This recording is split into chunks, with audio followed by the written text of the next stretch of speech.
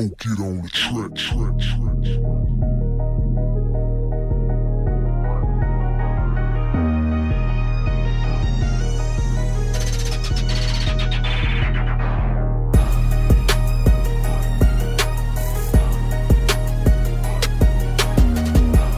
Welcome to Convinced and Confident.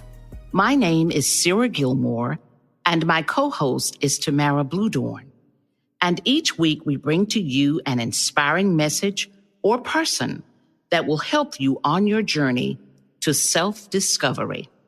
Hi, this is the middle of the holiday season. We've gotten past Thanksgiving. We're headed toward Christmas. Pretty soon we'll be headed towards New Year's, and the whole while we're having parties, dinners, celebrations. Everything is all wrapped in green and red. But you, my dear friend, are wrapped in blue. You know why? Because you have the holiday blues. Think about it. The holiday blues. But you know what? You're not the only one feeling sad and lonely during this time of year.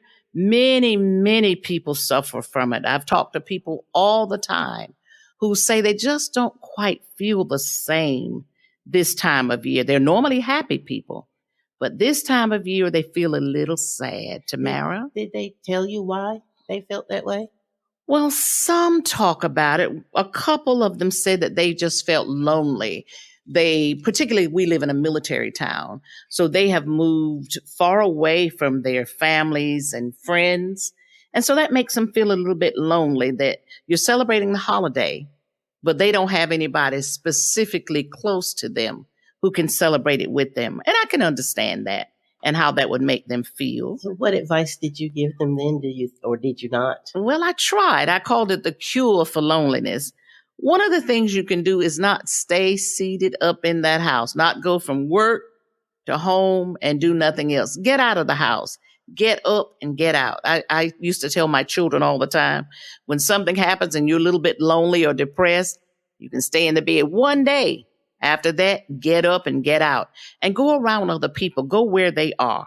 Those are the kind of things that help. I think that's important, to get out with other people. One way they can do it is, first, I'm sure there's someone you've connected to in some manner. Yes. So I would just reach out to them and be around them. Exactly. Or I would volunteer. And That's a good my one. time That's a doing good one. that, helping others, and then I don't have to think about myself. Lots of times when you're down or depressed or going through something, if you focus on other people and helping them, you don't have time, or it makes you feel better. It makes you feel better. You're right. And I've even talked, particularly older people, senior citizens have a harder time with it, it seems. One of the things I suggest is they say, okay, we don't have a lot of money. I'll tell you what, go out to McDonald's and just get you a cup of coffee. Just to be in the arena of other people makes all the difference in the world. Go to Starbucks, get you a cup of coffee.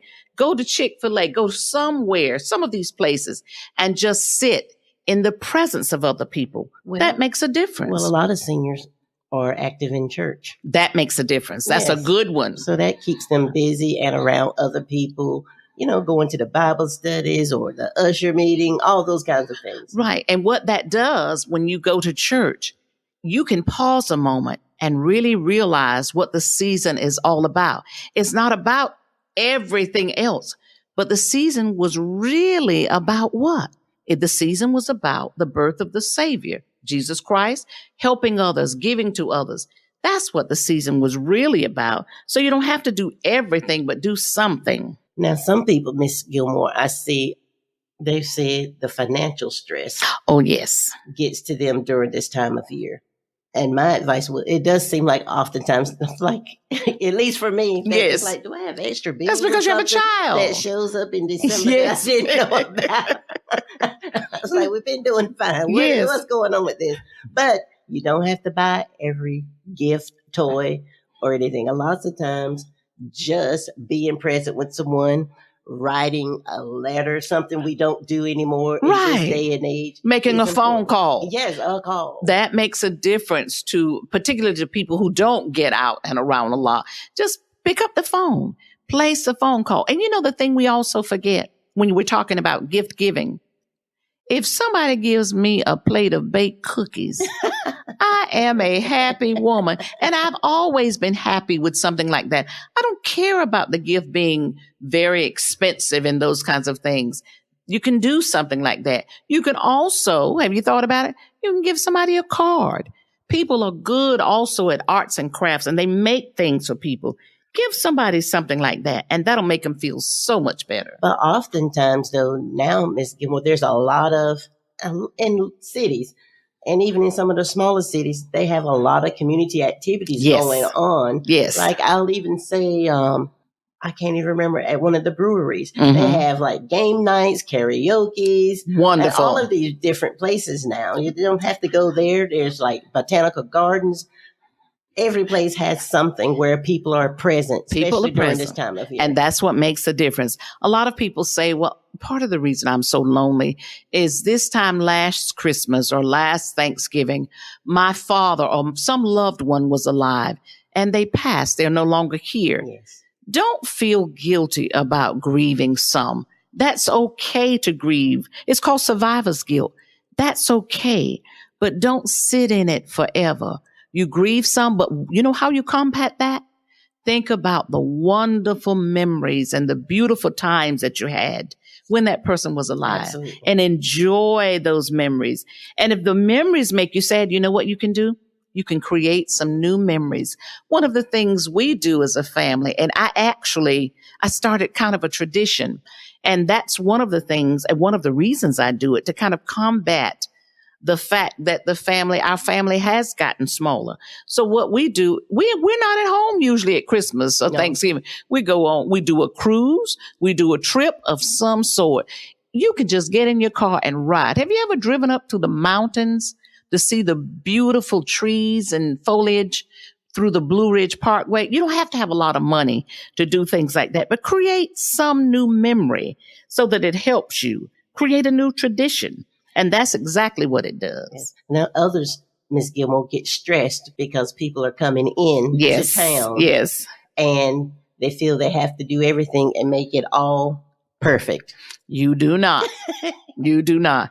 Absolutely. Particularly if this is family or friends.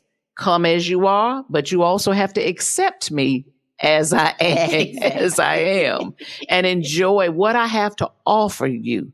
That's how you have to look at it that way. It's very important to give yourself permission to be happy during these times. Like I said, everything is all colored with beautiful green and red, and you're sitting there colored with blue, wrapped in blue. We don't want to do that. You give yourself permission to be happy. And one of the ways you can do that is think about it. Be grateful.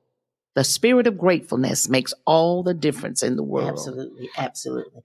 Now, if you do or already have been diagnosed with depression, some sort of issue there, I do say make sure you're following up with a licensed professional that can help treat you and give you the proper guidance. Very important. Along with these other strategies, that's very important to me because there's nothing to be embarrassed about. That's we right. all have different stressors and things going on. Oftentimes, we don't know how to handle it, or there may be some chemical imbalance there. That's right. Okay. When I'm talking to people, I say those issues, the mind is the same as the rest of the body. Yes, it is. All attached. Yes, it is. So there's no reason to be embarrassed about those things. So if you need assistance, please get that assistance. Make sure you do that and be happy.